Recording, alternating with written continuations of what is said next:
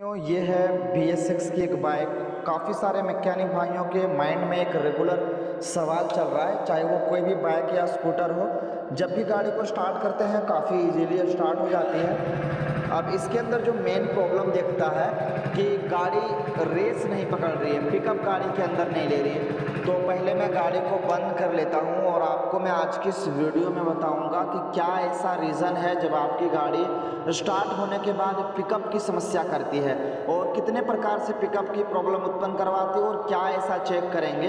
कब हमें इंजन को चेक करना पड़ता है, कब थ्रोटल बॉडी को चेक करना पड़ता है, कब इसके इंजेक्टर को चेक करना पड़ता है, कब इसके फ्यूल पंप को चेक करना पड़ता है, सारी चीज़ें बताएंगे। तो वीडियो में बने रहिए, एक एक स्टेप आपको कवर करके बताएंगे। वीडियो काफ़ी ज़्यादा इंटरेस्टिंग एंड हेल्पफुल रहेगा।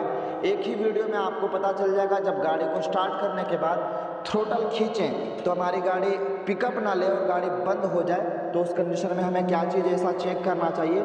चलिए वीडियो को शुरू करते हैं और आपको एक एक स्टेप बताते हैं। पिकअप प्रॉब्लम को लेकर जब भी गाड़ी गैराज में आती है तो उसके अंदर आपको दो अलग अलग स्टेप यूज करना पड़ता है। पहले स्टेप में जब पिकअप का प्रॉब्लम होता है, जब देखने को मिलता है कि हमारी गाड़ी 40 to 50 किलोमीटर पर आवर की स्पीड से चलती है, उससे ज़्यादा ऊपर नहीं जा रही है, यानी फुल थ्रोटल भी खींच दिए तो 40 से ऊपर गाड़ी जाती ही नहीं है। तो वो जो पिकअप प्रॉब्लम हुआ वो इसके इंजन से हुआ, वो इसके क्लच प्लेट से हुआ।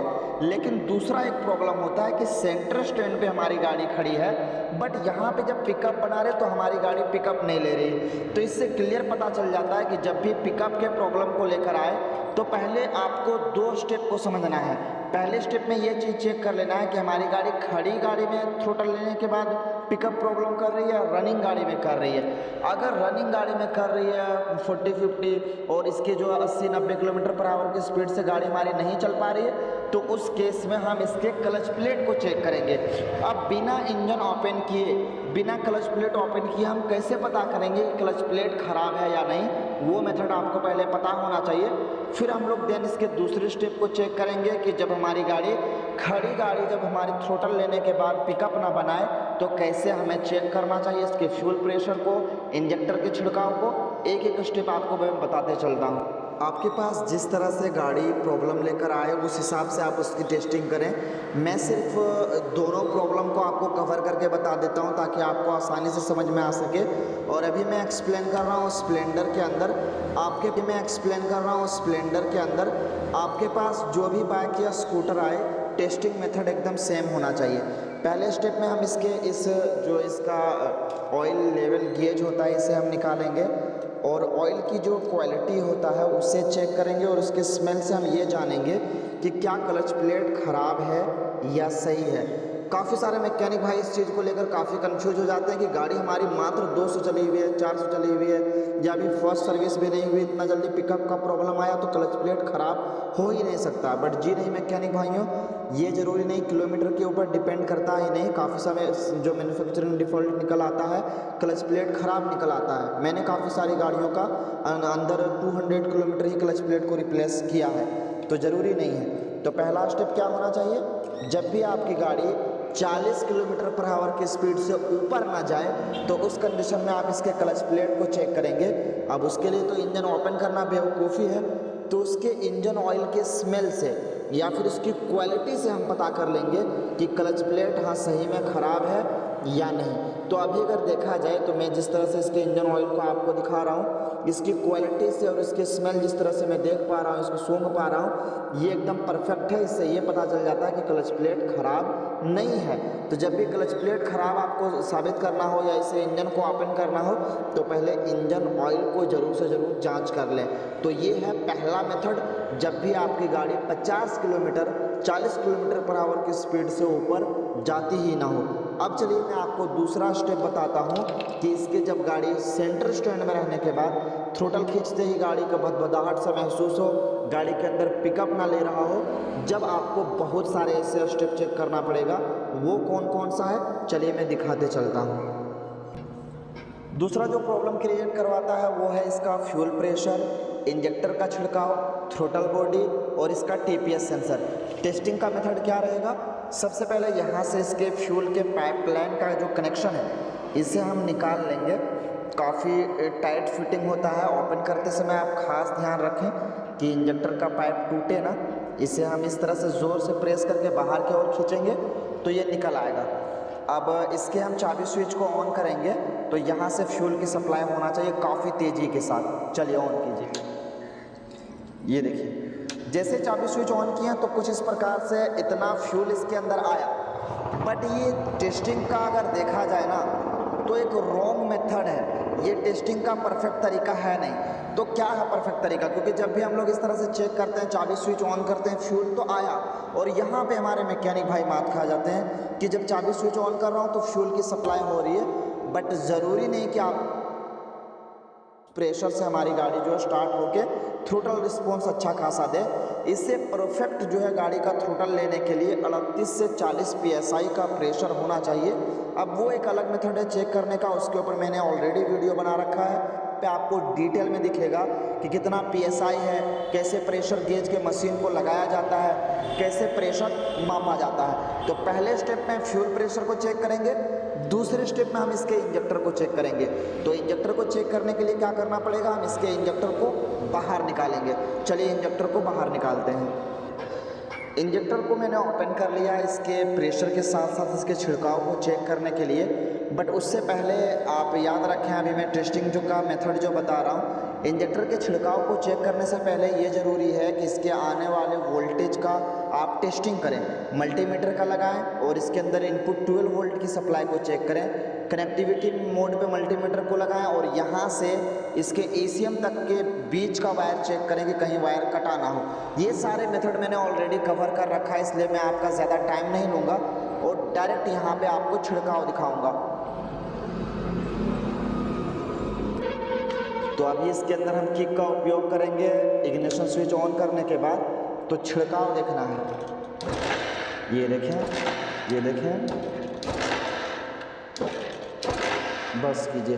तो देख सकते हैं कि इसका जो फ्यूल पंप भी काम कर रहा है, इसके इंजेक्टर का छिड़काव भी आपको चेक करना है, और यही सारी चीज़ों में आपको कहीं ना कहीं कमी देखने को मिल जाएगा।